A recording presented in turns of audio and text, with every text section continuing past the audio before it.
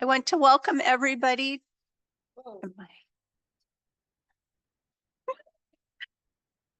I'd like to welcome everybody in attendance tonight to the Park Advisory Board meeting and to welcome those of you online. Thank you for all coming and our staff and board members. Let's introduce ourselves and start at this table. Hi, I'm Lisa Hurt, North Kitsap, District 1. I'm Dawn Doctor, South Kitsap, District 2, and I'll be acting chair tonight.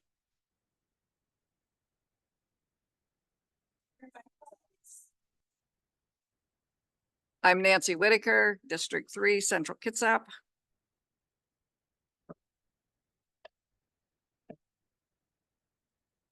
She's on mute. Jessica, would you like to introduce yourself? You're on mute. Yeah, I'm Jessica Rice, South Kitsap Rep, District 2. Thank you. Are there any other board members online? Okay. All right. We'll catch her when she gets settled in. Alex, would you like to introduce yourself? Sure. I'm Alex Wisniewski, Parks Director for Kitsap County. Online, we have another Alex. Yeah, good evening. I'm Alex Hardy, the admin and events supervisor for Parks. And Bree.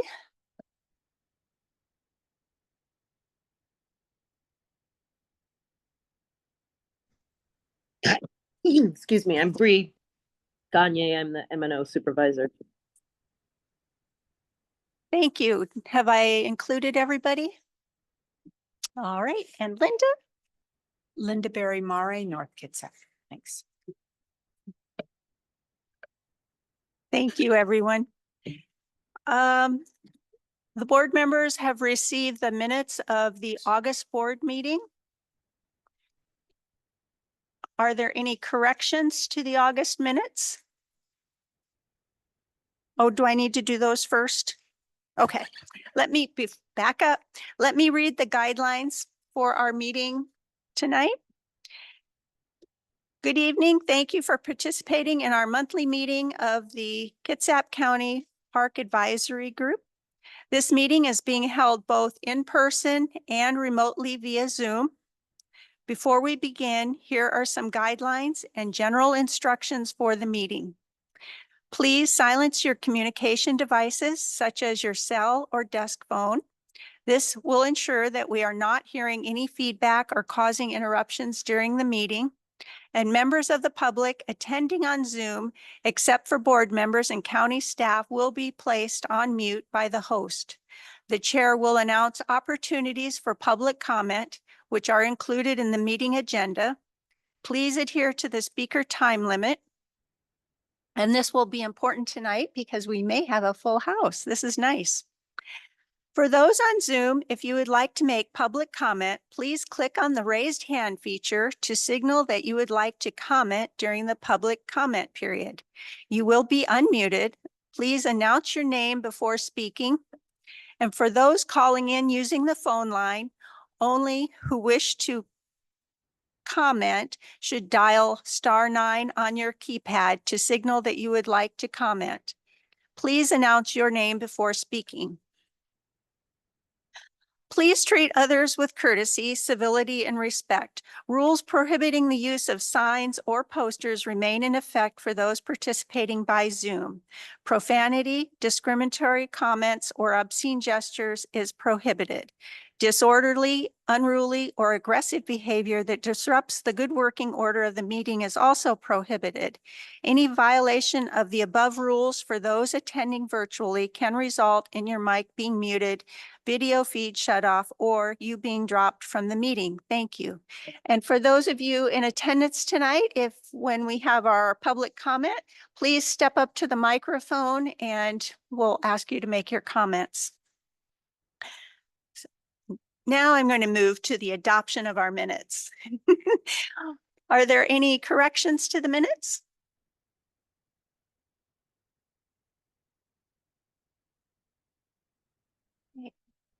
I would entertain a motion. I'll make a motion to adopt the minutes of August 21st, 2025. And I'll second that. Thank you. We have a motion and a second to approve the minutes of the August meeting of the Kitsap County Park Advisory Board meeting. Our public comment time, do we have? Oh, yeah, we have to vote. Good, good.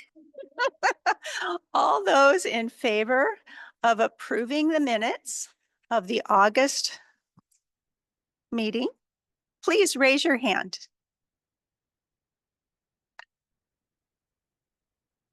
Okay, looks like we have a pass and the minutes have been approved for the August board meeting. Okay, public comment. We have 3-minute limit per person. Is there anybody from our audience that would like to comment tonight? Okay, please stand up to the microphone.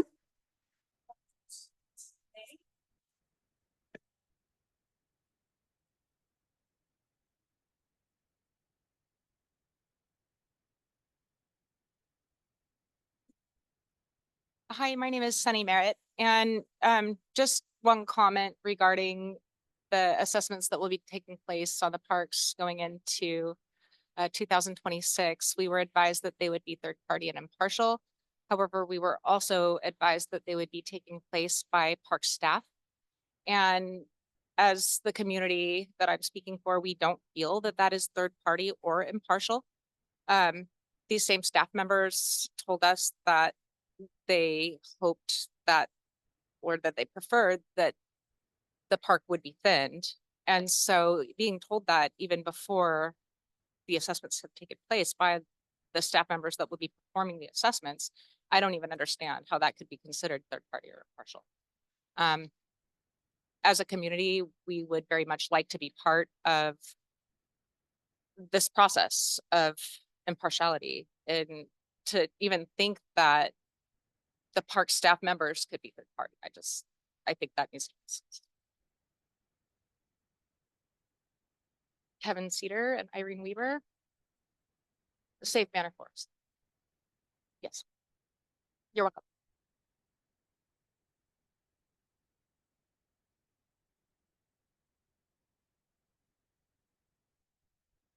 Is there anybody else who would like to comment?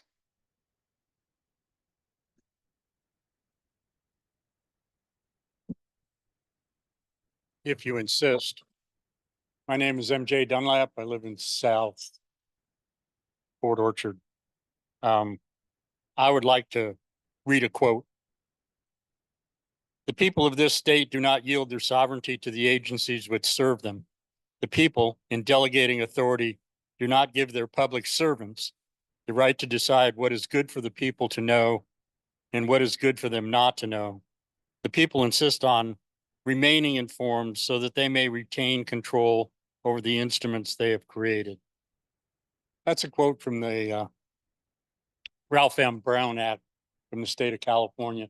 It's one of my favorite pieces of legislation because it speaks clearly to the fact that the people are the ones that are in charge. And we need to make sure that the people that are elected or appointed are paying attention. I'm here to talk about Banner. I have not seen anything about Banner. I don't know what the program is. I have been told 500 of the 600 and something acres is to be thinned. I'm not sure that anybody that would approve such has ever walked in a clear cut. The park would no longer be Banner Forest. You'd have to change the name. I'm not sure that was factored into the cost or receipts from the proposed project. I would say you'd probably have to rename the park. I don't know, the Banner Stump and Slash Pile Fields. I know that you clearly haven't considered what this would do to the tax base for the county, because residences that are close to Banner regularly advertise that they're close to a forest with multi-use trails. Now they'd be advertising that they're next to these the stump field.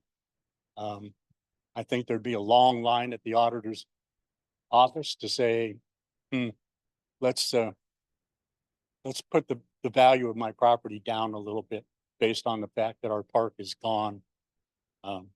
If none of you have ever walked a clear cut forest, 500 acres of trees out of 600 acres, you're going to use feller bunchers. You're going to end up with slash piles. You're going to end up with skidders. If you don't know what a skidder is, it's a large piece of equipment, rubber tired, articulates in the middle. It grabs hold of a tree trunk and drags it across the ground, therefore eliminating any growth on the ground. And I'm pretty sure you probably didn't figure out what the trucks would do to our roads. I'm pretty sure you didn't decide to put a scale in so that the logging trucks would have to be weighed before they went out, so they wouldn't be overweight. The bottom line is, I'll do everything in my power to see that you don't take 500 acres of trees out of a 600-acre park. Thanks. Thank you for your comment. We have another person. Come on up to the podium, please. And state your name.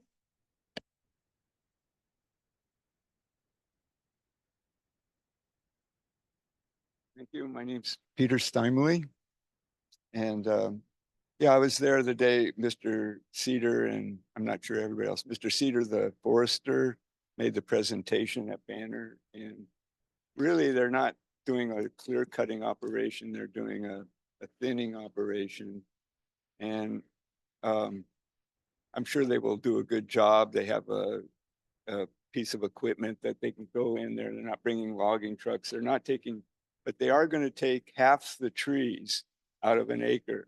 Like they're not clear. They're not logging the conservancy area.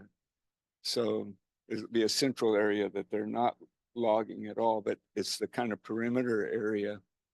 And but what I've seen at the other parks at Newberry Hill and at Jackson that I'm familiar with, it just destroys the wildness of the forest.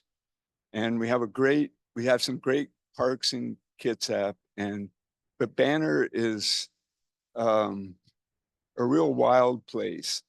I just spent a week backpacking in the Olympics, and I saw a lot of trees up there that were kind of taking care of themselves, and they were really wild. A lot of them were growing too close together. A lot of them were diseased by insects. A lot of trees were had gone through fires, but they were wild, and nature takes care of itself. And I think with Banner, we have in the heart of Kitsap, of South Kitsap, a wild place that everybody loves.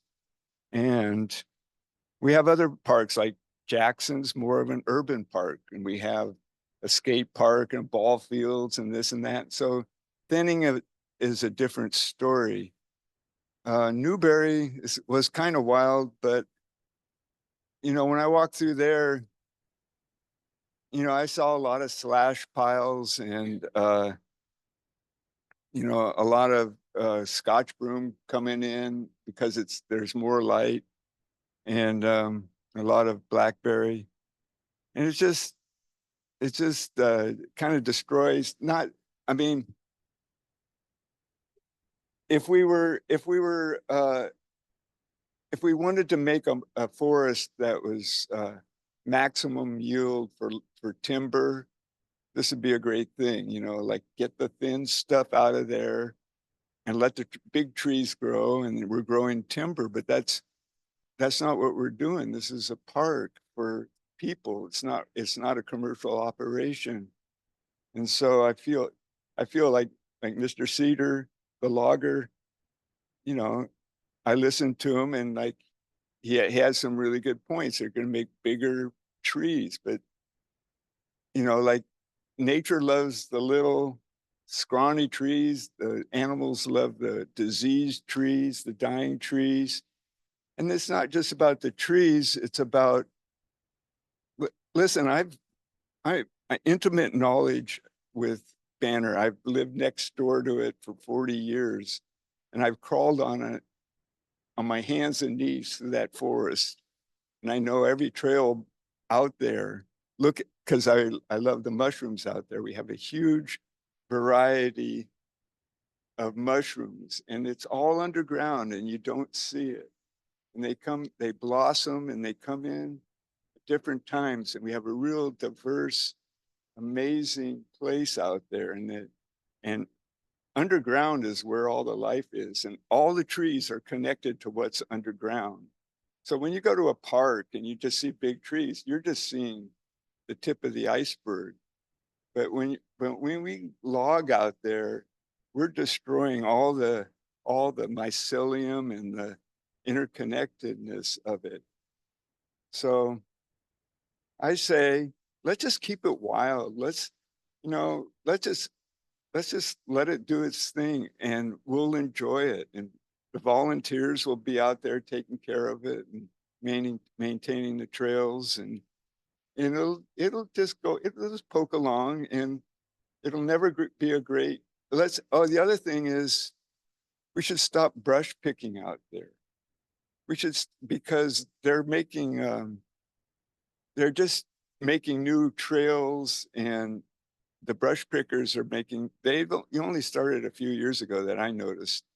And they're making new trails and just kind of stirring things up. And so I think it shouldn't be a commercial place.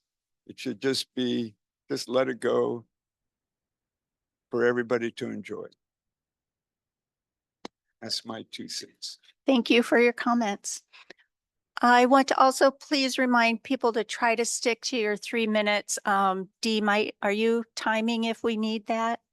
Okay. I think you were fine. You're fine. I just want to make sure we can have opportunity for as many people. Is there somebody else from the floor that would like to speak? My name's Lisa. I live 2 minutes down the road from Banner Forest. In 1977, my dad purchased 20 acres, 5 minutes down the road. In 2017, on December 4th, he hung himself in that forest. I want to know what you're going to do to preserve the last place my dad felt safe. My dad loved that forest. He knew I would ride my horse there all the time. I've taken my granddaughter riding in that forest. We know all the environmental impact that's going to have on that forest. That was a place that was safe for my dad. That's a place that's safe for many people. I have been riding in there, and I ride past people who are crying, seeking solace. I personally have friends that have gone through really horrific things, and that's where they've gone to heal themselves. What are you going to do to preserve the sanctuary for individuals such as my dad? I know the tree he hung himself on. It will be devastating for me to have that removed. That was his last place that's where he took his life. That's the place that he chose. And I want to honor it. I hope the Parks Department will also. I go and visit it. I really hope it doesn't get removed. Thank you. Thank you for sharing. Do we have anybody else? My name's Andre Harness. I've owned an excavation business for 36 years. We've done everything from logging to excavation. I've been riding mountain bikes and walking in Banner for probably 15 of the years. With my background, there's no way to thin Banner Forest and not destroy it. And if you guys do clear Banner Forest, who's going to rebuild the trails that the community uses and enjoys? Do you guys have an answer for that?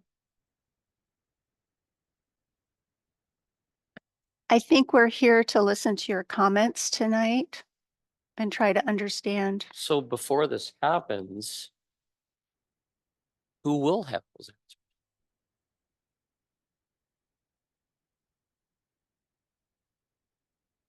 Yeah, and this is typically not a back and forth conversation. This is generally an opportunity for public comment. But real quickly, we do rebuild the trails after in all of the parks where we have done thinning projects in the past. We have done that through the use of volunteer stewards. We've also hired firms such as Washington Trails Alliance to rebuild those too. It just depends. Yeah, for what you guys are getting out of that money wise, and like I said, I know what the timber prices are. It's not gonna be a money grab for you. It's gonna be a waste. Once again, a government waste. Thank you. Thank you for your comments. Do we have anybody online for a comment? Okay, let's take that one before we continue on the floor.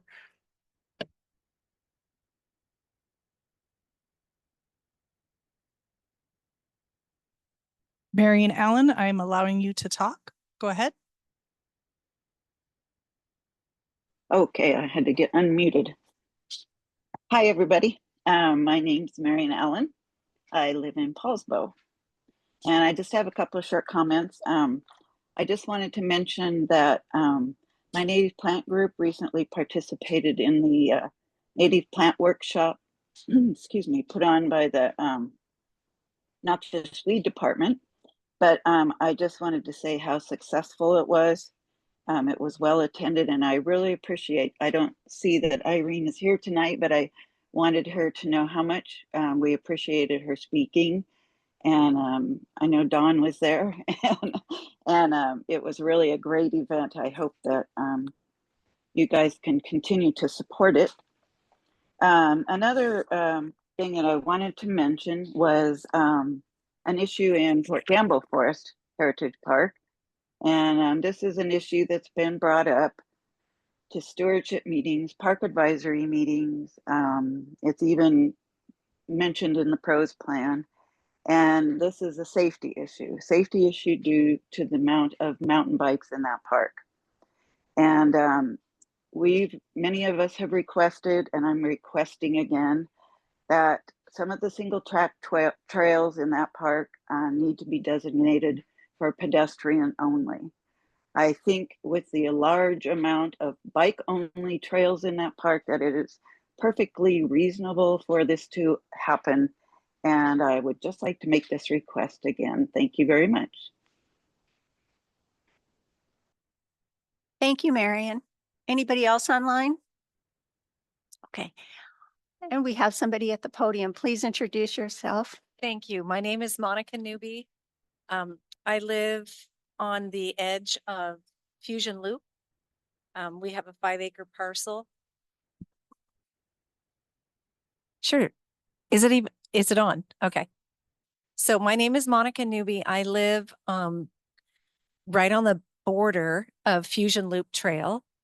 We have a 5-acre parcel that was originally 5 acres that is now 4.44 acres because the back side of our property was taken as a possible easement along the forest for a possible road to go in. And a few years ago, we talked to the DCD and they said that those plans were no longer under consideration, yet they would not release the acreage back to our parcel because maybe someday in the future they would. And I said, well, are you planning to develop that property?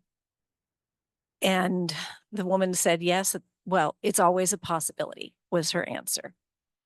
And we understand those are possibilities. I think our biggest concern is not so much losing some of our acreage, but that the possibility of that land being developed at some future date. And I understand that the 30-year moratorium on non-development is up in 5 years. So this process of thinning the forest and taking down the marketable trees for profit makes us concerned that that might be a segue into the future sale and development of that property. And that is one of my biggest concerns. I'm also concerned in the meantime about the invasive species that would propagate as the canopy is opened up and more sunlight. And the most dreadful one of all being the Scotch broom, not only for many reasons that people don't like it, such as its odor, its allergens, but also its flammability. Thank you.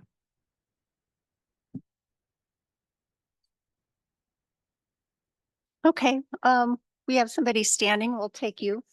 Go ahead. Thank you for your time. My name is Dan Erwin. We retired after 30 years in corporate America. We retired to Port Orchard 4 years ago. The reason we retired Port Orchard was for places like Banner Forest. We are, we've lived in Georgia, we lived in Idaho, we've been through most of the states in the country. And the one thing my wife and I always say is Washington is the most beautiful state in the country. And, we have Rainier, we have the Olympics, but I use Banner every day of the week. See you out there quite often. It is a beautiful place for the community, and there really isn't that much in Port Orchard that is like Banner. And, like everyone else has spoken, I think it's travesty that, I don't know why the decisions are being made to want to thin Banner. But I'd like the transparency of why those decisions are being made and who's making those decisions. So as a community, we can make it clear that we don't support it and vote accordingly. Again, my only frustration with Banner is it's always full. And that says something about the special, how special that place is to the community. A lot of times it's very hard to get a parking spot there. My dog and I take a 3-mile hike there every day of the week, as long as we're not out of town. And it is just, it's just like the fires that are happening in Lake Cushman. It's not going to be the same for 75 years. And with Banner, it's not going to be the same for, I don't know that it's going to be like Lake Cushman, but it's going to take a hell of a long time before it's back to, several generations before they can enjoy it like we do today. So thank you for your time. Are we okay on time for Alex, or should we continue with public comments? Okay. Are there other public comments from the floor? Okay. Dee? Yes, we have 2 online, and Joe Luberscher, I'm allowing you to talk. Good evening, everybody. My name is Joe Luberscher, and my park attention has been up at North Kitsap Heritage Park. I hear your concerns and share a lot of them.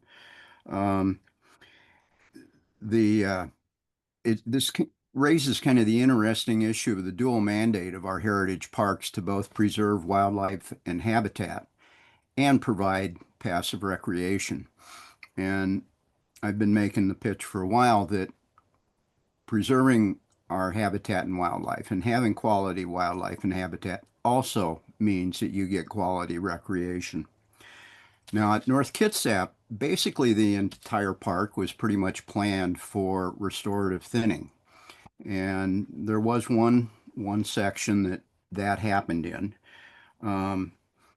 And we do have a couple of areas that are very much plantation Douglas fir, no understory.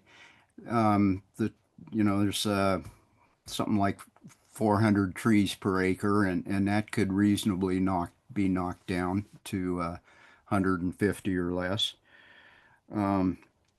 But there's also a lot of the park that is naturally regenerating. I'm looking at a picture on my desk right now of one area that's got both conifers and deciduous trees, lots of understory. There's a bear peeking out from behind the tree. I also know there's a couple of young yew trees in there. And I think both that bear would disappear as well as the yew trees if that area was thinned. It's really not appropriate. So I do feel that need to take a harder look at the extent of the restorative thinning effort. And I'm equally concerned with the impact of the equipment, because in order to get those trees out, you've got to have roads, to get those trucks in and out, and the equipment. And, we see the impact of the heavy tracked excavators that are being used up at Port Gamble. We did that to some of the core issue areas of North Kitsap. It completely changes the ambiance of the park. And what I hear from people is that they like it because it's quiet, because it has narrow trails, because those trails are bordered by lush salal and Oregon grape in various places. So there needs to be a little bit more concern with the impacts that this heavy equipment brings, and when you put in those roads, then you set it up for more pickup trucks to go through later on. So I think there does need to be more consideration toward the long-term impacts and really place more emphasis on the ambiance of these parks and what we want. So, thank you. Thank you, Joe. We have one other online person. We do, and I'm going to say it's Whitlow's iPhone, allowing you to talk.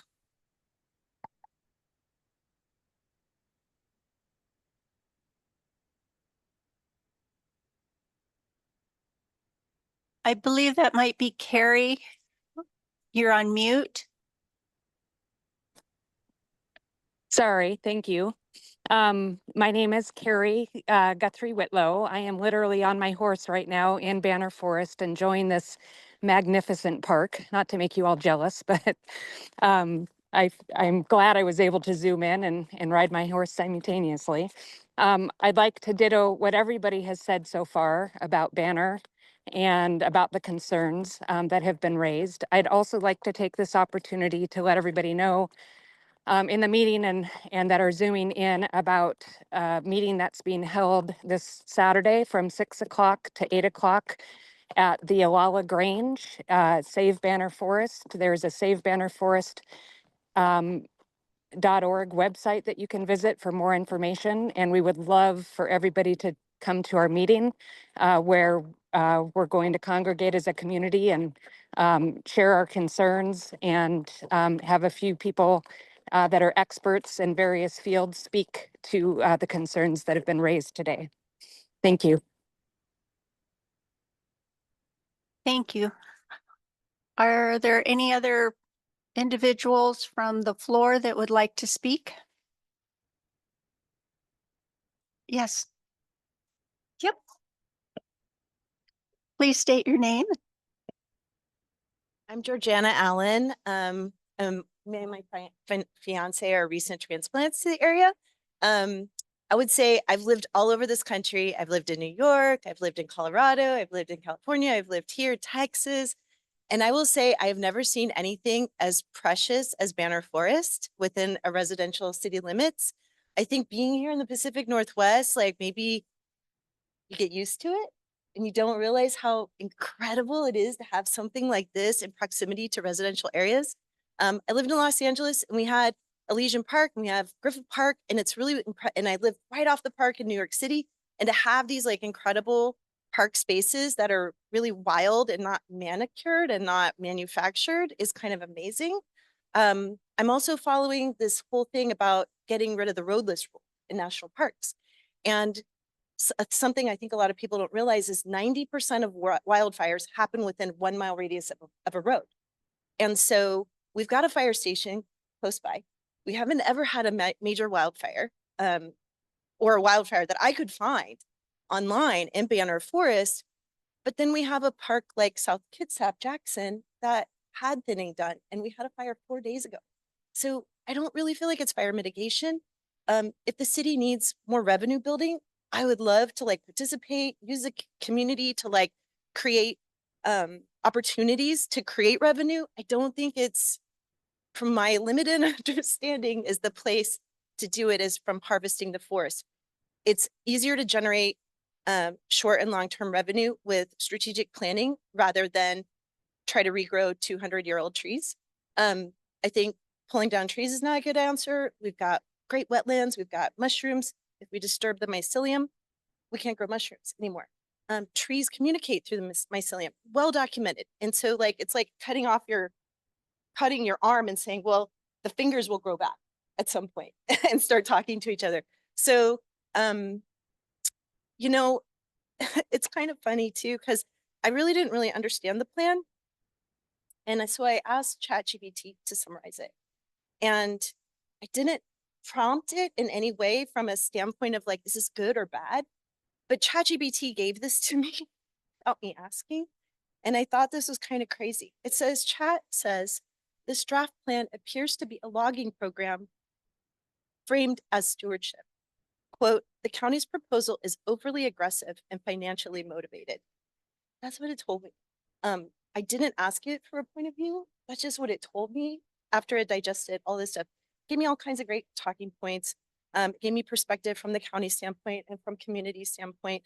I learned a lot, but at the end, when it digested this whole thing, that was really striking to me. I love this park. It's my very favoriteest part of Port Orchard. I think it is a treasure. I think we have to be very, very careful about how we address any of these kinds of concerns. And I would love to volunteer personally to remove brush and undergrowth and like dedicate like every weekend, a month for like years to make this happen. If that's what needs to be done for stewardship, but if it's just to try to generate revenue. Thank you. Thank you. Anybody else would like to speak? Public comment? Yes. My name's Jimmy Danko. I'm Georgiana's fiance, and I'd reiterate what she said, but I think also like today we went to both parks. We went to Banner Forest and we went to South Kitsap, and it's I don't want to say it's common sense, but there's a immediacy to when you're in Banner Forest and you see the moss, you see the canopy, and you're in the shade. And when you compare that to when you go to South Kitsap, where there has been thinning, there's a noticeable difference and a noticeable energy, and you can feel it and you can be with that. And everyone we talked to when we were in Banner Forest was surprised that this was happening. And it wasn't like 5 out of 10, 7 out of 10. It was like 10 out of 10, every single person. So to me, like when I think about just like the common sense of it, like what feels right, like when I walk through the park, when I talk to people, those things of how it feels, does it feel right to do this? That's something that I hold, and I'm an artist, so I kind of tap into those things. I'm a professional artist, a painter, and I pay attention to that intuition. So that's kind of a perspective that I come at all this, and my partner spends a lot of time mountain biking, and we both spend a lot of time hiking, and like just like her, I've lived in different places around the country. I'm from Wisconsin originally. Spent a lot of time in the north woods of Wisconsin. Part of my appreciation for Port Orchard and love for it is the duality or commonality to the north woods of Wisconsin. But I will say the forests here are special on a different level from those north woods. And so I have like even a deeper appreciation, a deeper sense to protect them. So I just wanted to share those things. I'm grateful to be here and grateful to be around other people who are supporting the forest. Any other comments? Anybody from online?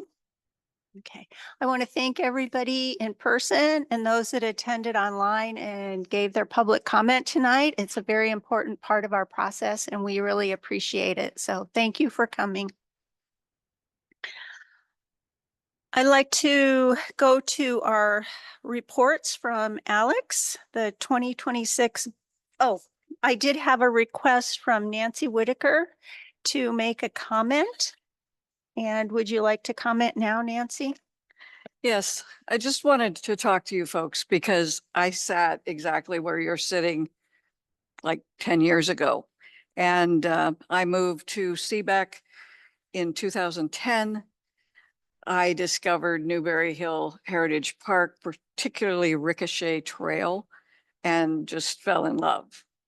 And I've been a park steward ever since because I went to their meeting and said, well, you could have some signs that said how far these trails are. And they said, well, we'd do that if we had any money. So I got them some money and we put up signs, and that earned me my vest, which says you're now constricted to be a park steward. So when they decided to do variable density thinning, there was a bunch of us that were ready to lay down in the road and stop it, literally. And the first time they did it, unfortunately, it was not well done. They came back and they did another section, and it's amazing. It was a different company. They had different equipment, and watching what they did and how they did it, and walking in there now and looking at that area, you would not know it was done. In the process of there's been a number of sections done in that park. And when we started, the fire department would not come into that park if there was a fire because they have to have 2 exits. Part of the process of creating a way to get the logs out improved a road that already existed to the point that it could handle those. The fire department now has their 2 exits. And so if we did have a fire, I mean, we have a fire department right practically next door, but they wouldn't come in. Now they will if we have a fire. But this section that was all fir trees, all the same size, we went back and we planted other trees. And right now, if you walk through there, we monitor those. You can see these other trees, the diversity happening, the undergrowth, the salao and the huckleberry coming up and getting big. And it's beautiful. It's a beautiful forest, and it's a much healthier forest. And if you're going to try and keep from having fires and stuff, you need a healthy forest. And then the other thing, the Scotch broom, it's a problem for all of us. I mean, it is a problem, and we beat it back, but we beat it back, and the salao and the huckleberry will take over. The Scotch broom can't compete with salao and huckleberry. So, yes, the Scotch broom can't compete with it.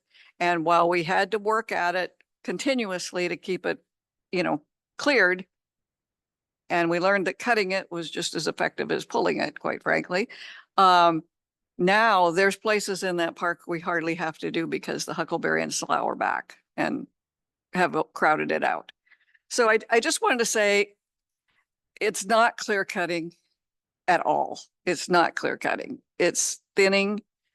It's allowing more room. The trees, if you look at a forest, and somebody can, that knows can say, these trees were all planted at the same time, but they're different sizes because they're crowded out. They're too close together. We had 500 and some trees per acre, and a healthy forest is 150-ish per acre. And that's what we're trying to achieve in Newberry. And Banner has some of the same issues. I have been in Banner a lot. I love the little park. And yeah, for a couple years, it's going to take parks and volunteers some effort to clean it, to get it back, but it will come back and it'll be healthier, and your grandkids will thank you for it. Thank you, Nancy. Alex? The director's report? Excuse me, the budget. Yes, the submissions. 2026 budget submission. So I'm going to share my screen. I have a short PowerPoint to walk through.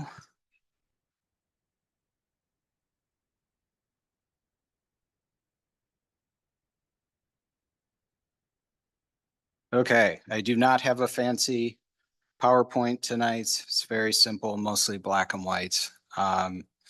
The our budget submission. So the board is aware. We have talked about this a number of times. And this has obviously been shared publicly too. The county is in a position this year where we're having an $8 million budget shortfall. They're going to utilize $2 million in budget reserves to bring that budget cut down to 6 million. And that 6 million was spread across all of the departments and elected offices as we prepare from our 2025 operating budget to our 2026 budget plans. The way that was spread across the various departments and offices was determined through the budget office and the commissioner's office. So we didn't get clarity on how we could approach our budget cut targets until very late. And that is, we no fault to anybody. We just had a few different things that we were working through in the Parks Department. And so it took us a bit longer to come up with our mechanisms, our funding mechanisms for how we were going to achieve our budget cuts for the Parks Department. Because of that, we ran out of time to run this through the Parks Advisory Board subcommittee. So we just didn't have time. So apologies for that. Nonetheless, we are sharing it tonight in totality with all of the advisory board members who are here. We do have a few who are absent. Nonetheless, I wanted to walk through a few things, and these are the various things that we had at the staff level been in discussion about. How do we approach our budget cuts and achieve our budget targets? So in this conversation, we had a few different things happening simultaneously. One of them was our Forest Stewardship Fund. This is a special revenue account that was set up outside of the county's general fund operations 12, 13 years ago when the forest restoration program first began. This program was initially set up by the Board of County Commissioners to facilitate forest restoration by taking, purpose was taking the large park areas that the county had acquired. A lot of those were former tree farms, and the program's purpose was to do restorative thinning to help give them a kickstart to get back to a more natural state. Some of those things have been talked about this evening. The program financially was set up in a way that revenues coming in from the sale of those trees were intended to cover all of the expenses of the program. In the first, well, to date, so the last 13 years, has raised $2.3 million in revenue, and it costs $2.1 million to run. So in net, it's about $200,000 that is in the account currently. Looking forward, so what we did in 2025, we did primarily a lot of analysis. So in 2024, the former forester who started the program retired. In late 24, we hired a new county forester, Kevin Cedar, who a lot of people in the room have met. And the initial assignment for Kevin was to come in and do an analysis of the policy, do an update. It had been 12 years at that point. Science had changed. There's a lot of different ways to perform the work. And so we didn't take on a lot of projects. There was just a couple minor ones that Arno had going before he retired. We finished those out.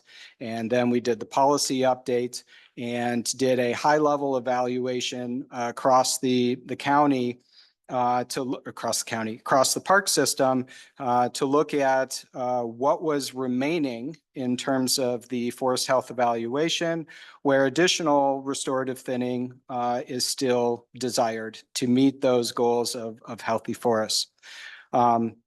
There's also that financial component that goes along with this, that the original policy, when it was set up, was required that the revenue or the revenues would cover the expenses of the program. What we were determining, though, was that projecting out for the next 10 years and all the various needs across the system, the program was not going to cover its costs. In large part, the larger tree stands that needed thinning that generated the dollars were done in the first decade of the program. What's left are a lot of smaller stands that aren't going to generate as much funding, as well as a lot of really small stands that require thinning in order to benefit the health of the forest. And those are actually going to cost money. They aren't going to generate any revenue. It is simply going to be an expense. So what we had was a financial dynamic for the Forest Stewardship Fund that was financially not sustainable projecting out for the next decade. So in our conversations, as we were trickling through 25, taking on, looking at our 2025 budget cuts, we were factoring this into and saying, is there an opportunity here for us to do something different, for us to look at the program in a different way, a different financial model for this? So that was one thing. Second thing was the budget cuts. This is what was decided at the budget office and the county commissioners, and that $6 million, how it was distributed across the departments and the other elected offices. And then there was, so with that, we did a lot of evaluation at the staff level, came up with different alternatives for what this might look like and how we might achieve those budget cuts.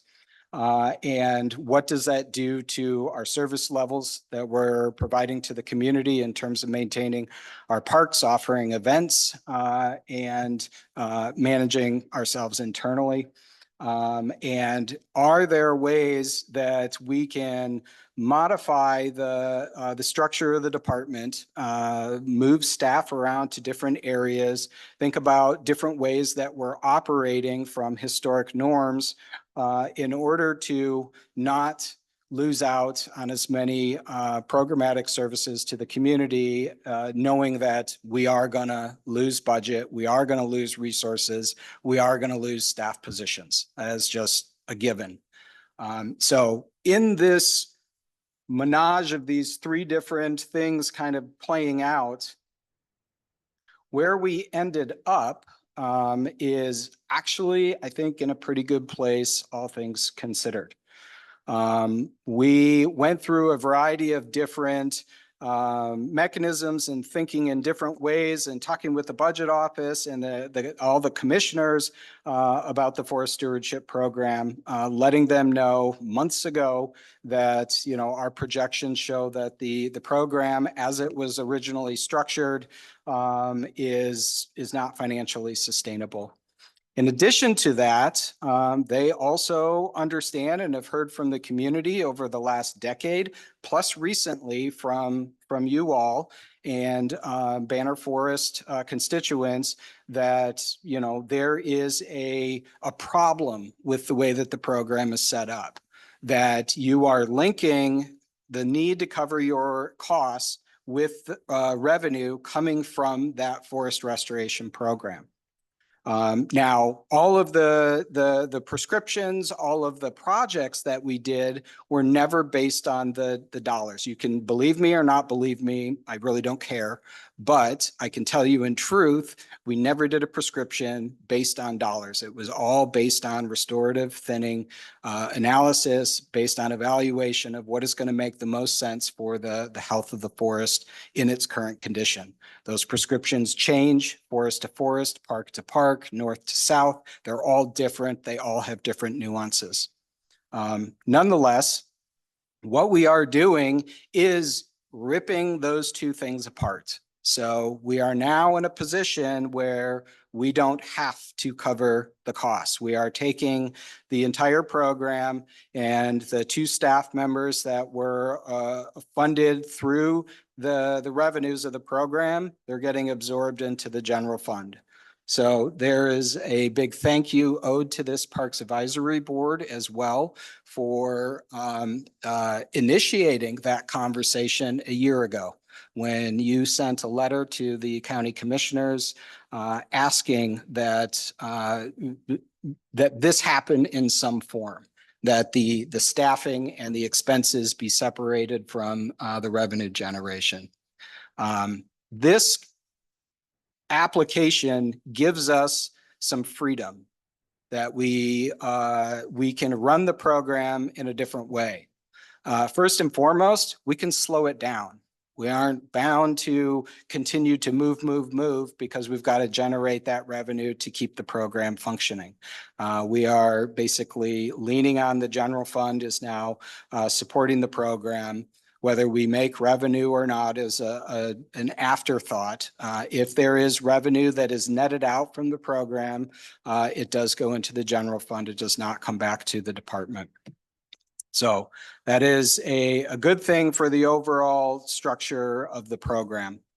The second thing is the budget cuts.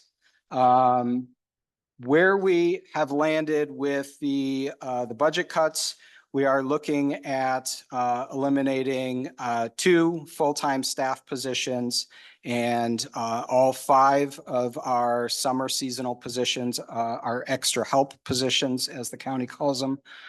We are also proposing some slight increases to revenue from our events and facility rentals program.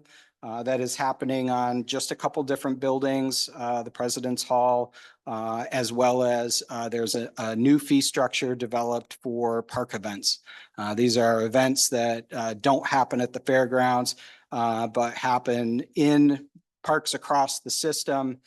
Historically, we did not have an approved fee structure for those. We only had a $25 administrative fee. We're now changing that. And through that, it is increasing revenue for the department. It's just very little revenue, but it does help with our budget cuts. The other component is we just have general reduced expenses too. And these are kind of discretionary funds that help pay for utilities, help pay for our materials, supplies, tools, et cetera.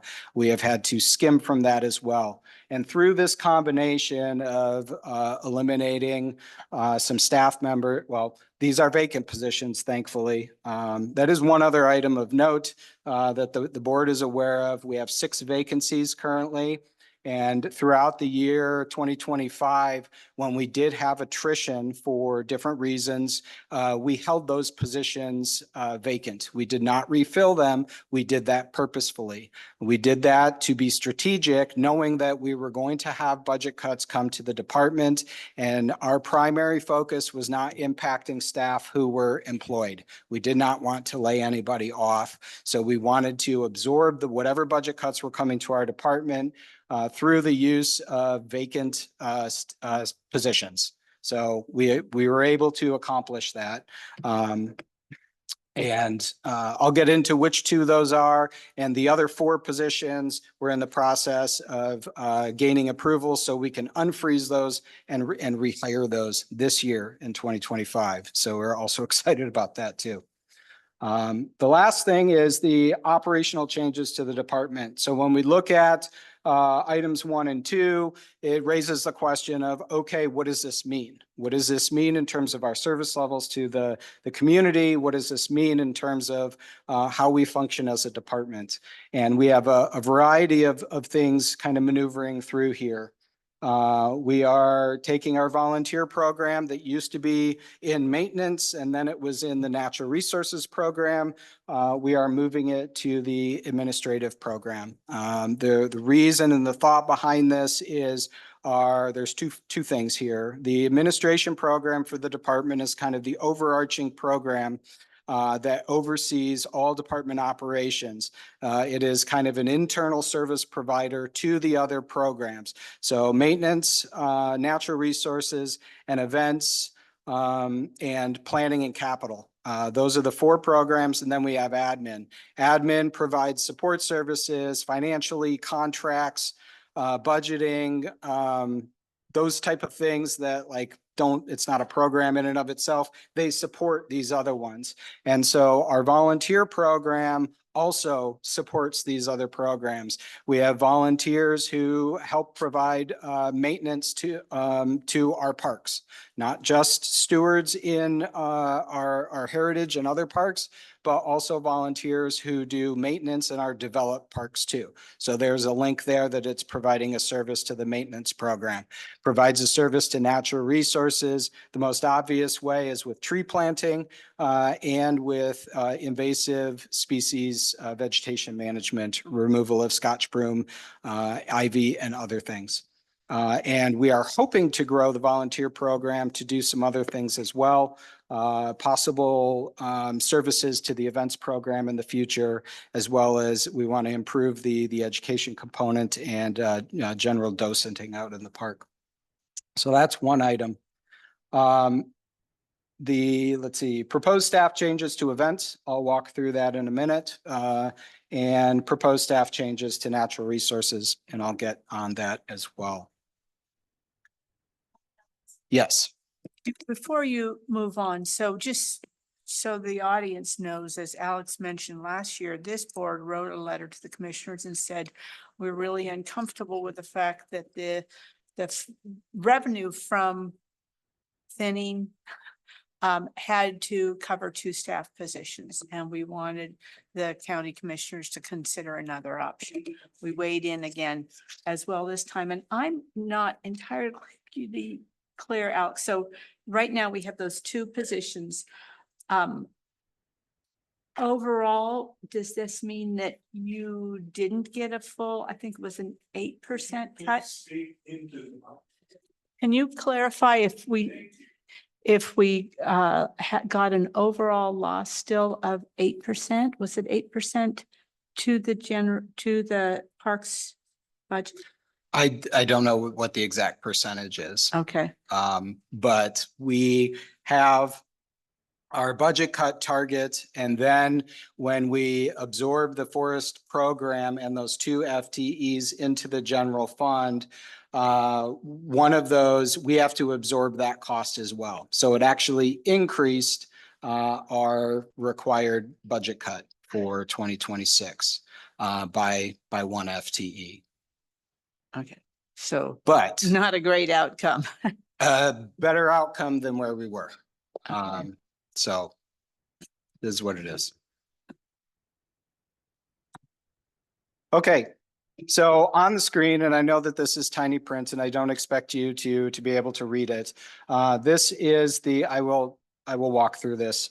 This is the staff structure, our organizational chart. And I want to share this so that I can walk through the changes in staffing that we are proposing to implement so that we can do the changes to the department to take on the budget cuts and the loss of the 2 FTEs and the 5 summer seasonal positions that were required by budget cuts.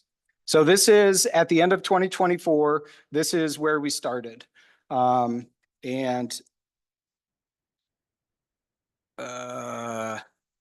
see my cursor up here, and just for the sake of orienting folks, I lost my cursor on my screen. There we go. This program here that kind of covers all of these positions is our formerly called marketing and events program. and is now kind of changing to administration and events. It facilitates all of our events program, which is primarily here, as well as admin functions, which are over here, which is marketing and communications, our budget analysis, and our contracts and other administrative support needs. Right down the middle here, the straight up and down row, this is our maintenance program. And got to move a box on my screen. This area here is our newly formed natural resources program that we created about 4 years ago. And then over here, sitting all alone, is our planner, who also oversees our capital program. So planning and capital. Those are kind of the 5 program areas of the department. So what we are proposing in terms of changing of staff in order to better position ourselves to be able to function is taking our 4 M&O workers. These are the 4 folks who do all the event setup, all the event turnover, all the event support during an event that happens here on the fairgrounds, and moving them underneath an event specialist, a new supervisor, a person who already does a lot of this supervision for them anyway, but we're moving the supervisory abilities to this person so we can streamline the activities. In doing so, it will actually increase the classification of this person up to a crew supervisor, and they will supervise this crew that helps to facilitate all of our event operations at the fairgrounds. This seemingly minor change to the events team has kind of a domino effect. By moving the supervisory abilities of the 4 FTEs underneath this new crew supervisor, it frees up time and ability in the events coordinator position to take on more administrative oversight over the events program. That then frees up time and ability from the, where's my cursor? This position here, which supervises the entire program, so they can take on more administrative oversight duties over that help do that internal support for the entire department. Then this is what was on the first screen, the movement of the volunteer coordinator from natural resources over to the administrative program. So they would move and be supervised by the admin and events supervisor, leaving us in this position. And now the implementation, those are just kind of the department functions. Now we're looking at the implementation of the budget cuts and the loss of staff. So this gets into which positions we're looking at. And so we are looking at the 2 purple boxes at the bottom represent the 5 summer seasonal, the part-time positions are extra help. We have 2 that support the events program, and we have 3 that support our maintenance and operations program. These are summer seasonals only.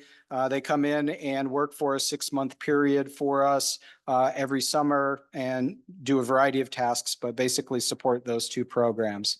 And then after their 6-month term is done, the position ends and it doesn't restart until the following year. In addition to those, right above that purple box on the right, in our maintenance program, we have a vacant M&O worker in the parks maintenance program, and we are proposing to eliminate that position for the budget cost savings. The other position we're looking is the one that's circled up here. This is a program coordinator position. Once we move the volunteer coordinator over to admin, we have 2 vacancies here. We're looking at eliminating one and rehiring the other one. Oh, so yeah, here is words on a screen, which helps. Eliminate the 5 seasonals, eliminate 2 full-time staff, 1 M&O worker, 1 program coordinator. And then the remaining program coordinator in the natural resources division, rehiring that one with a different job description, with a different focus. This one would be rehired as a wildlife ecologist. This is a position that we don't have currently. The reason for this is when this on the screen is what I call the department's programmatic organizational chart. So no positions up here. It just looks at the different areas of how the department functions. And on the right here, this here is our natural resources program. And these 3 boxes, the blue one is vegetation and forestry, we have wildlife, and we have aquatics. And together, this is what we are looking at in terms of the further creation of a high functioning natural resources program. Again, we just started a natural resources program a few years ago. The department has not had one historically, but we have 11,400 acres across our park system. About 80% of that is all open space, undeveloped, natural area. And we've not had the appropriate team, people, experience, expertise on staff in order to manage that in an effective way. And so this is how we are looking to do that. And our proposal to hire a wildlife ecologist helps us get to fulfilling that middle box that says wildlife there, and helps us start to get some of that experience on staff.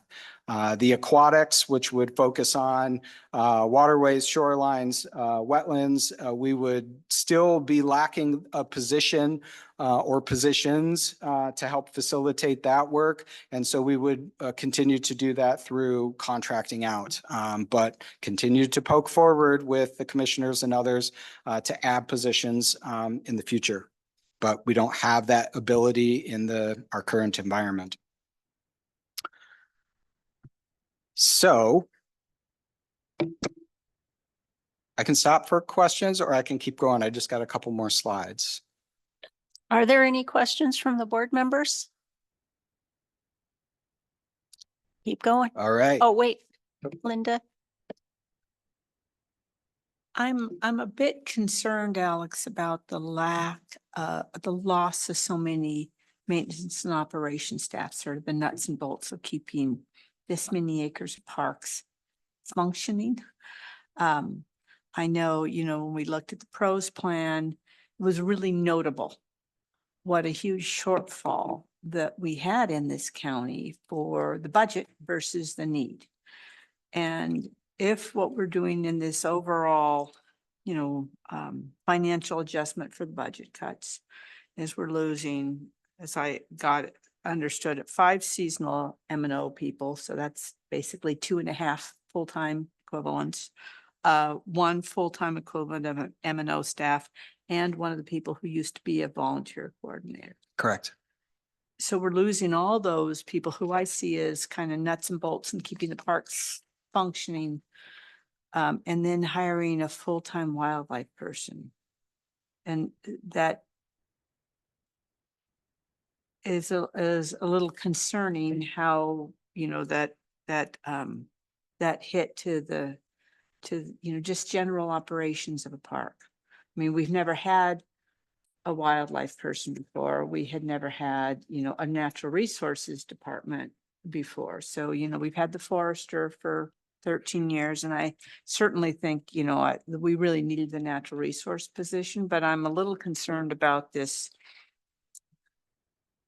losing more boots on the ground for the everyday keeping the parks going. For a wildlife position, which is often, kind of on a consultant's basis, hired when you need them.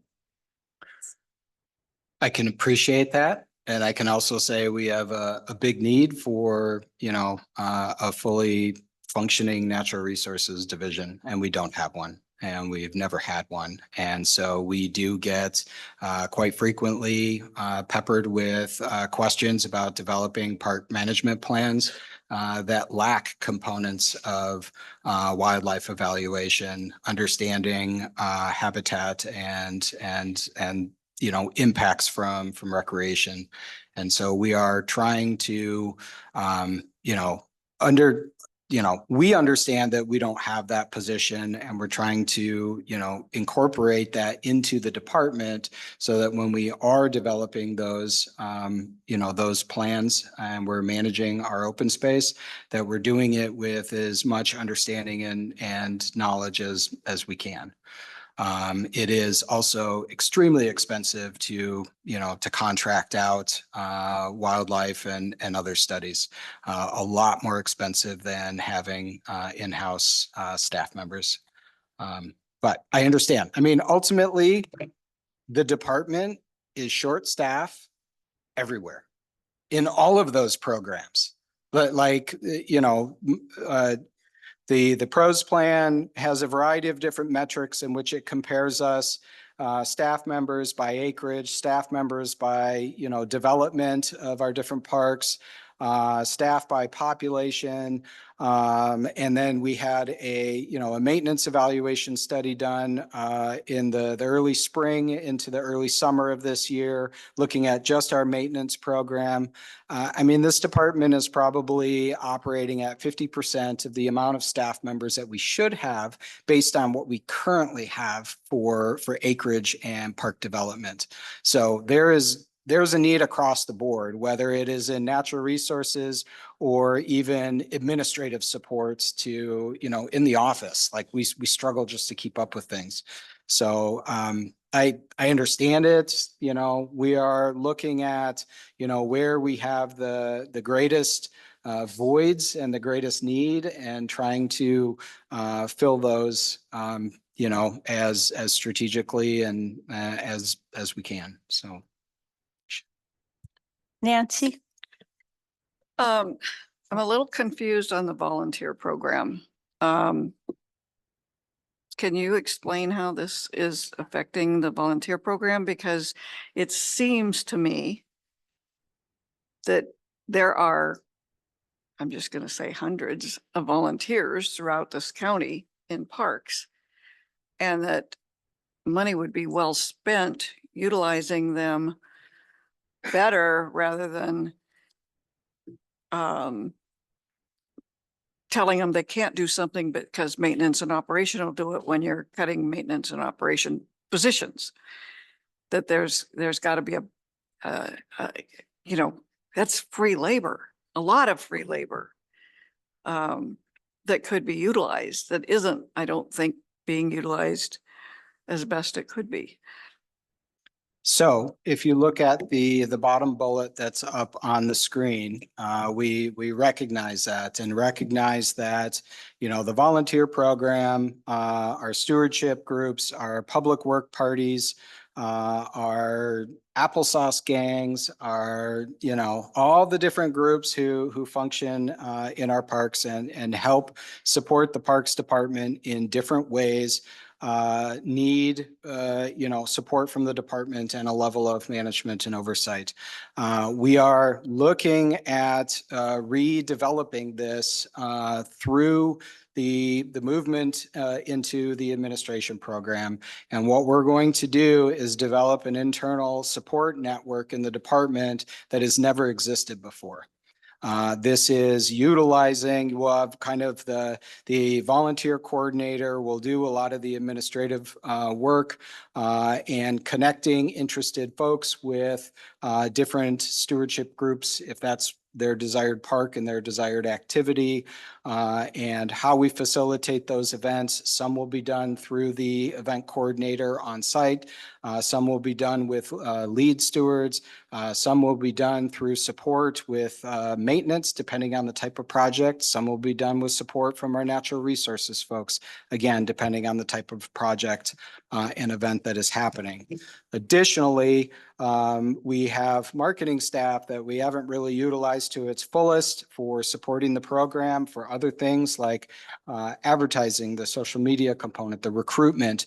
And we have capacity in one of our administrative support roles to help with some of the office tasks and logistics oversight, doing intake of phone calls. And so there is an internal component to here that something that we are working on currently, and this is kind of redefining the function of the program. Historically, everything that's up here on the screen was either done by 1, 2, or 3 people of those volunteer coordinators. And we did not have the correct support linkages set up within the department for that internal operations. And so this is what we are working on currently to do this so that we can continue to support and facilitate as functional a volunteer program as we can. Lisa, did you have a question?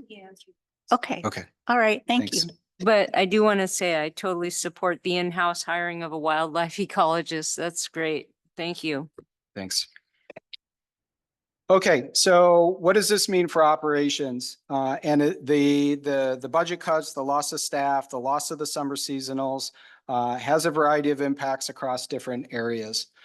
In our events program, because we're losing the 2 summer seasonals there, during those summer months when they're typically there, we will have a reduced level of staffing flexibility. When staff member takes a vacation, typically we've got seasonals to help come in and help support an event. We're going to be stretched thin when that happens and we have somebody take a vacation or they're sick. And instead of you've got 6 people to rely on, we'll have 4 and it'll reduce down to 3 if somebody's out. And there will be times where there are, events. I mean, we have had crazy busy weekends on the grounds here where we will have 4 or 5 different events happening simultaneously. To support these and then to turn over those facilities for the next event, we may have to, on occasion, bring in assistance from the M&O team, from maintenance and operations. And we've done this over the last year. It's worked well. The impact is still an impact, but it is smaller. It's a day here and there. So that is kind of how we are looking at approaching the events loss. Maintenance and operations, again, this is 1 full-time staff and 3 summer seasonals here. In the summer, it is going to have the greatest impact. And this is where our basic maintenance operations, our mowing of lawns, our line trimming, those developed parks, maintaining flower beds and stuff like that, is just going to be reduced. It doesn't mean it's not getting done, but the rate or the frequency at which it gets done isn't going to be as quick because we just have fewer people to go out and do those park rounds, do those general park maintenance tasks.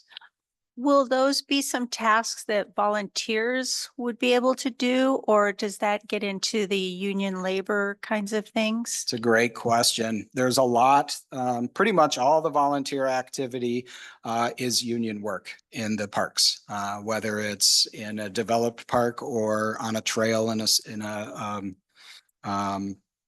natural park or whatever.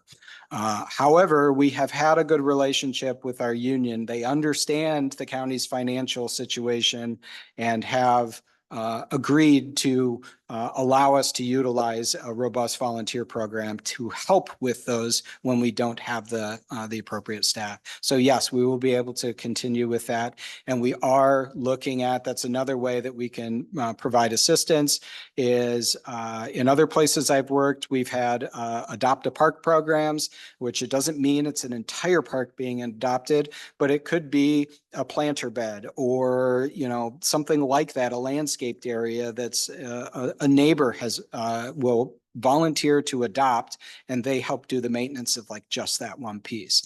And so those are the type of things that can really help us out in the long run with our maintenance program. In the winter, We don't have the summer seasonals, so it's not really an impact of the loss of the summer seasonals in our winter months, but we still have the loss of the one full-time staff there. And in the winter is when we do a lot of park improvement projects, a lot of refurbishing of picnic tables, benches, repainting barbecue grills and stuff like that to prep for the next summer season.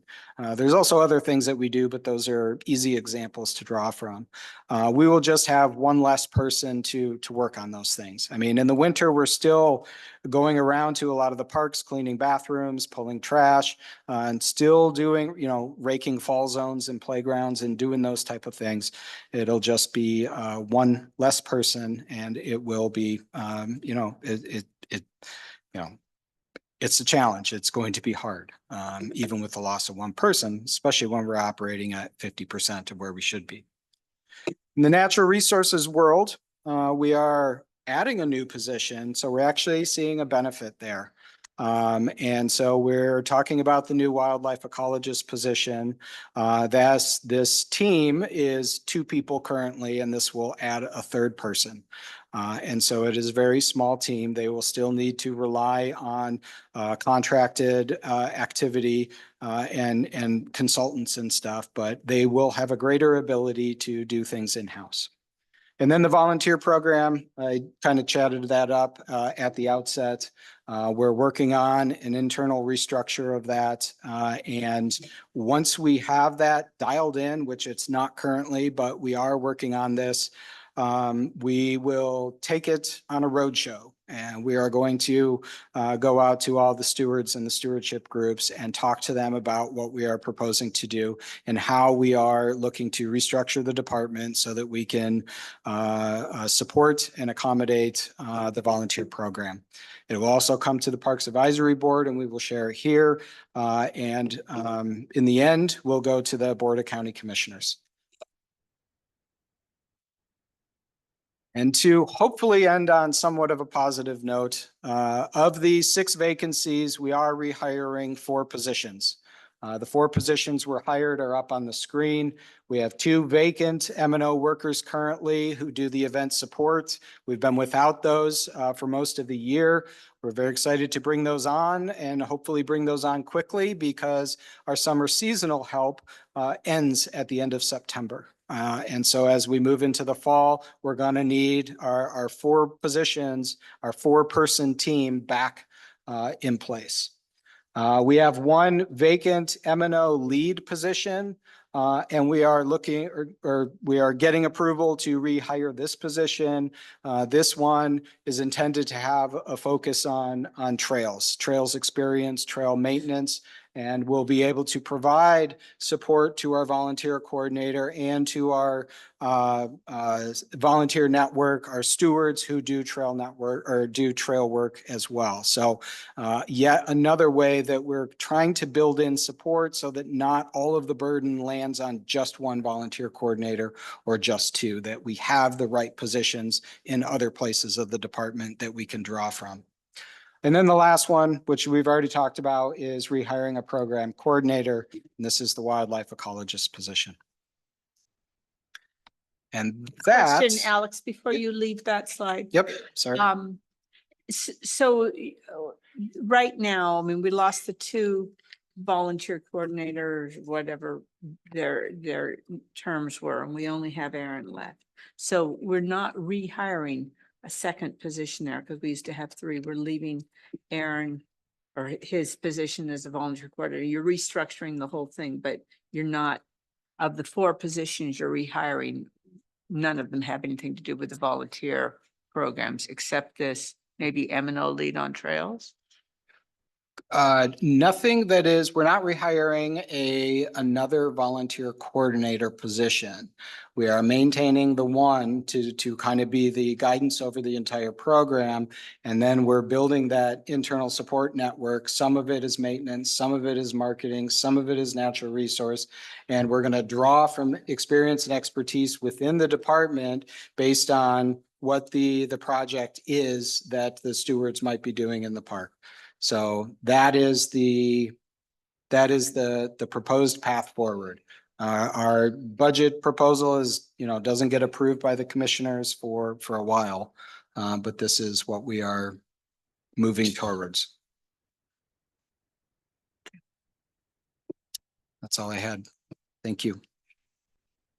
Well, thank you. I think it was a good discussion, and I'm kind of excited about the inclusion of more wildlife and the trails person. So to me, it almost feels like we're getting a little bit of more of a balance to our natural areas, because they're such a huge part of our acreage versus the park. So it seems like we're getting a balance. So I see something happening. But I guess up next is our parks report, and that's you again, Alex, and a variety of other Irene and Carmen, are we on?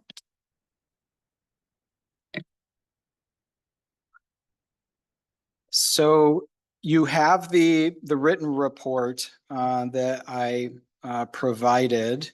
I do not intend to walk through each one of those items, but I do want to draw some attention to some of the projects that are currently underway. And in our capital program, we have a few projects that are moving forward and are super exciting. So one is, we talked about this last month as well. This is the beach and shoreline repair project at Point No Point. It is finally moving. There is equipment out there. They are fixing the beach, and things are going well.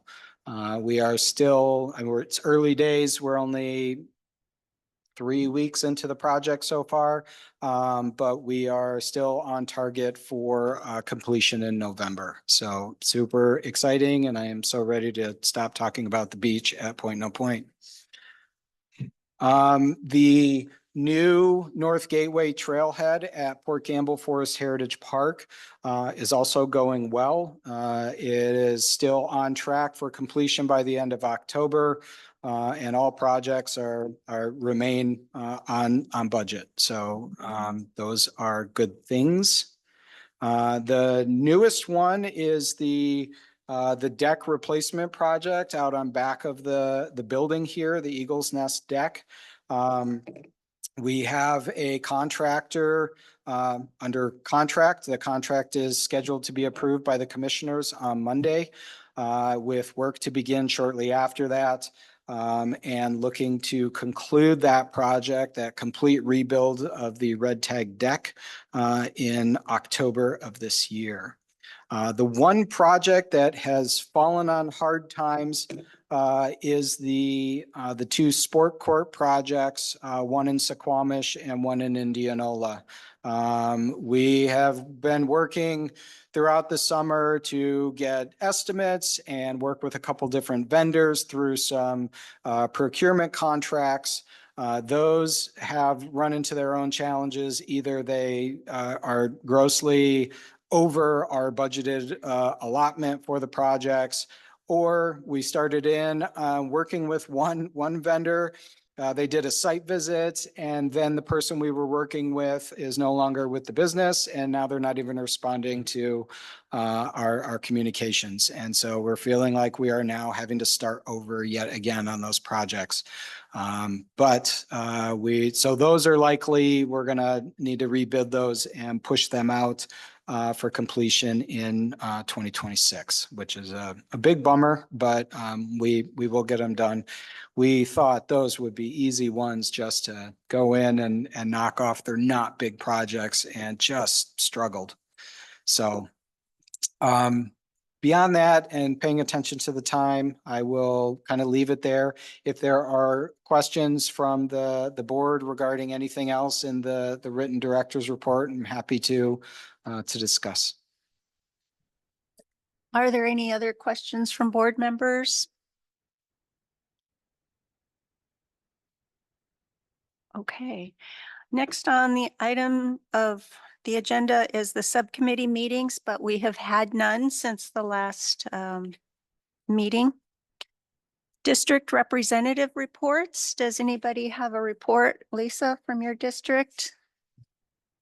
Either district, Jessica, nothing from the district you'd like to report? Yeah, I do just want to speak real quickly that Nancy, Alex, Scott and I have a meeting coming up next week on the 5th to discuss the event policy review that we've been doing as our subcommittee. And so we should have those final documents at October's meeting. Oh, okay. Great, thank you. We'll look forward to those. Any other district reports? Okay, thank you. We do have some time for continuing public comment. Is there anyone online, Dee, that would like to comment? Okay. Is there anybody in our audience that would like to comment? Okay, I think I've seen you. I'm going to take the person in the back first. How's that?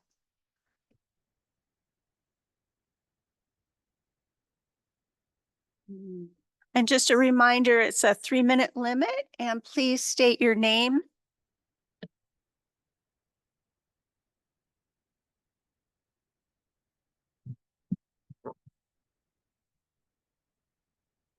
I apologize for arriving late. We apologize for arriving late. We were first time trying to find the location.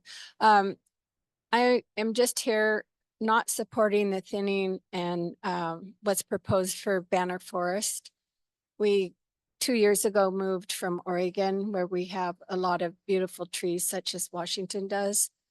We're fortunate enough to be 3/10 of a mile away from one of the entrances to Banner Forest.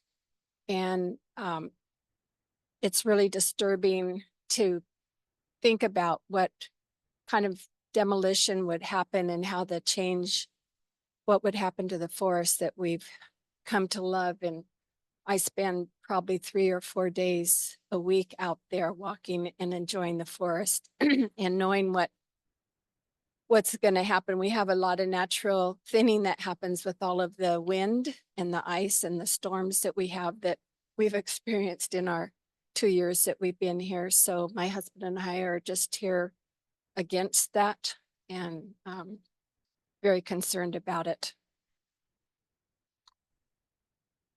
Cheryl Clampy Van Hess. Thank you, Cheryl. And oh, we have one other. Yeah, go ahead. We'll take the person in the back because they haven't spoken yet. Thank you.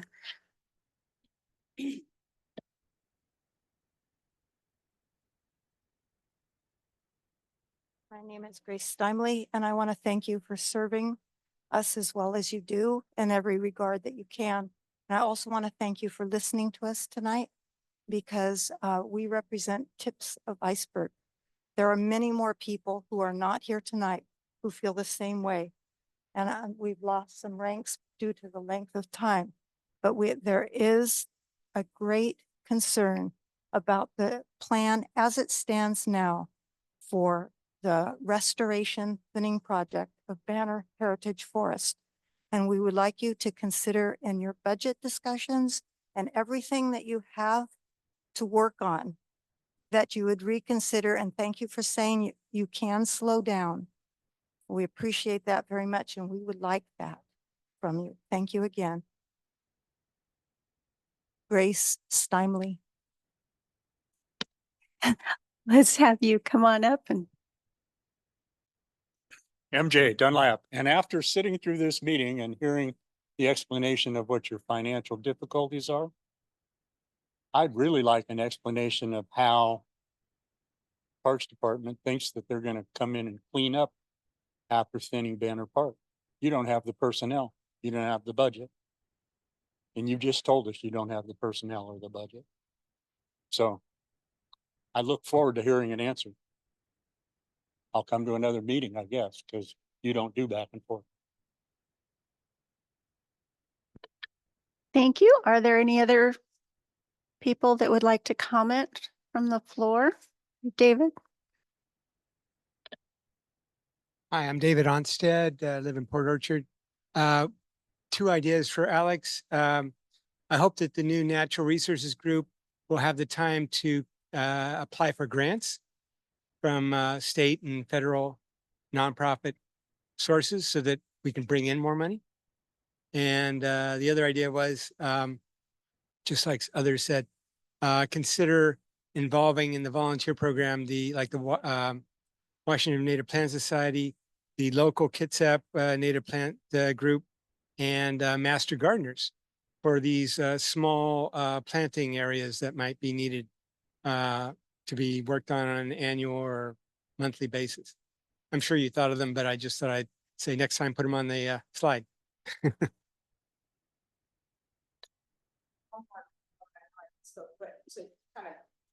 Yes, go ahead.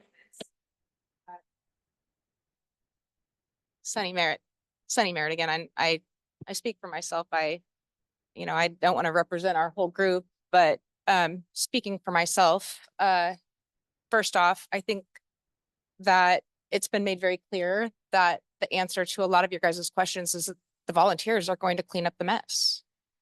And just to put that on comment. Another big issue that we came across is another lack of clarity in your guys' plan. When we're told that no big trees will be cut down out of our parks, and we ask the question, what is a big tree? And the answer I get back is, well, it depends on the stand. I think we would like some clarification to that maybe at the next meeting, since we can't get the back and forth as well.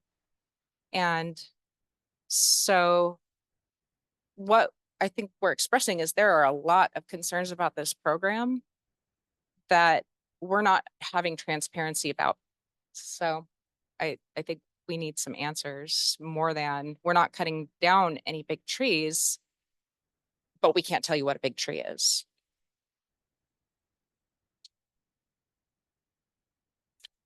Thank you. Any other comments from online? Any comments from the audience?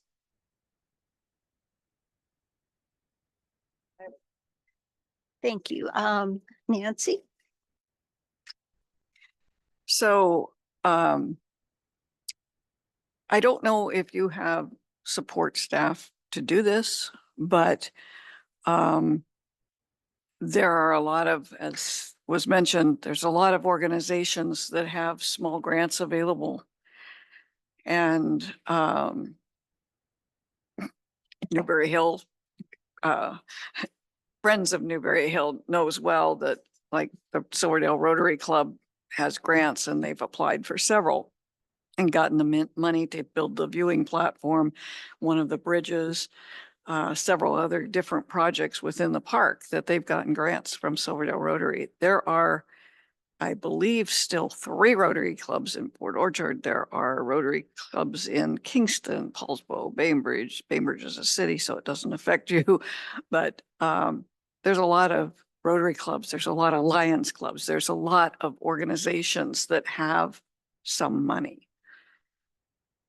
Just throwing that out there that, you know, if it's a project that could improve or help generate more revenue, that, you know, it might be worth trying to think of how to approach that.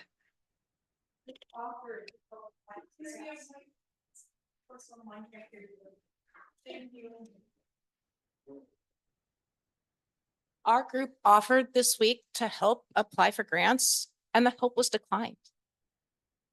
They said, maybe we'll get back to you on that. And we've already searched for the grants, found grants, verified that the grants were not applied for by Kitsap County, with exception of the DNR grant to help pay for 50% of the young stand thinning. So we've made the offer. We're still willing to do the help. One comment for the group, if you have questions that you want to look for an answer on or engage in a conversation, please send those into our general parks email box. We get those in on a regular basis and we distribute those out to the appropriate staff for responses. So as you were talking about in terms of the impacts from, post thinning and what is the application there, can route that over to Kevin and Irene and they can get back with you. Quick comment on that. So this was that proposal I made almost a year ago about these questions. There should be a place on our website that basically is a spot where these questions can be posted, and then you're not having to just give the answer to one person. Everybody can see the answer. It's more of a, that way everyone can find out what the answer is. So, they're not wondering, was that question ever answered? So anyway, I think, I addressed that a while ago and I still haven't seen anything, any action taken on that. So I just wanted to bring that up. Thank you. I think or was it Linda?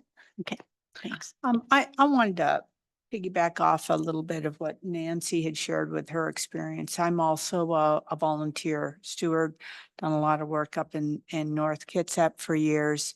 And similar to you, probably 7 or 8 years ago when the county started thinning the shoreline block on the Port Gamble Park, a lot of us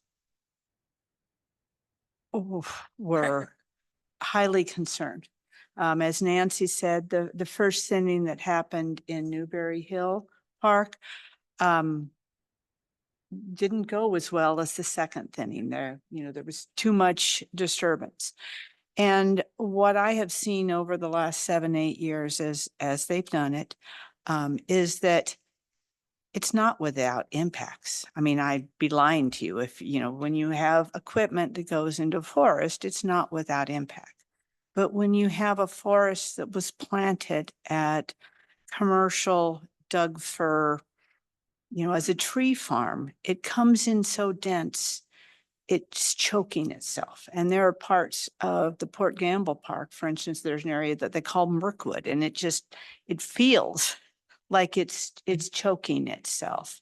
And having watched, some of the thinning over the years, initially it was very hard. And I wasn't convinced it was the right thing to do. But I am convinced now that in the really long-term vision of what's best for a county park system that has most of our big parks were tree farms. They were planted as monocultures, Doug firs, and yeah, they are changing gradually.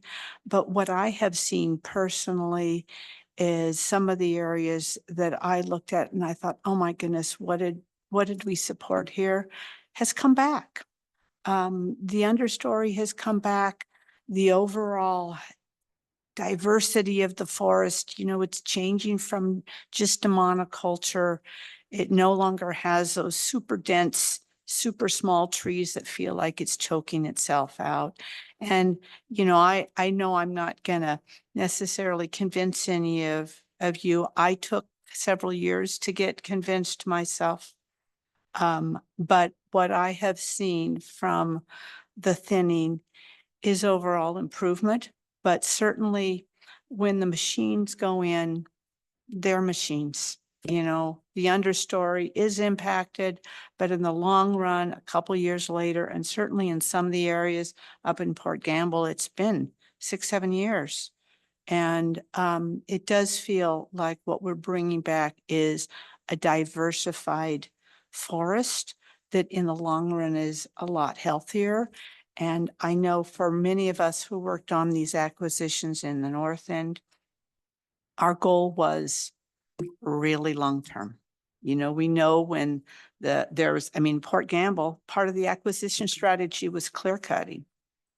Holy smokes, was that a heartbreak to go out and say, well, we advocated to preserve as much land as possible and we couldn't afford the trees and we're cutting them down. It was absolute heartbreaking. But in the long run, what we'll have in 50, 60, 70 years, the next generation is remarkable. And I know that you know, there's gotta be, it's a really complicated balance, but thinning is different than clear cutting. And I do appreciate that the Parks Department is talking about slowing down. I think it's important to listen to people, but I know from my experience, it has over time, the forest has come back. It has come back more diverse, and that's in, you know, 5, 6 years. I think in 30 or 40 years, it'll be the right thing to do, but it also, I'd be lying to you if I said there'd be no impact. There will be impact. So I just wanted to share my personal experience with that. Thanks. Just one last thing for the group. On our website, we do have a page dedicated to forest stewardship. This is where all of our documents live. And if you scroll to the bottom, we did capture FAQs that has been tracked throughout the course of the public involvement. And so we do have some of that.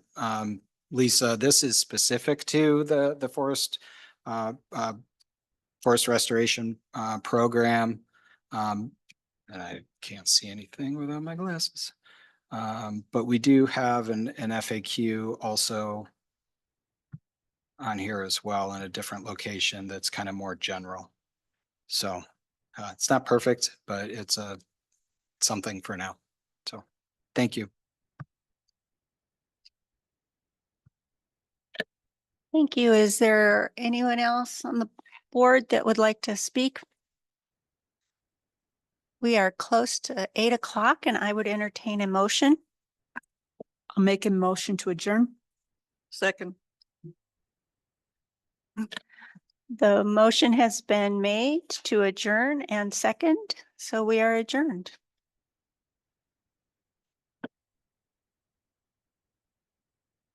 All right, everybody.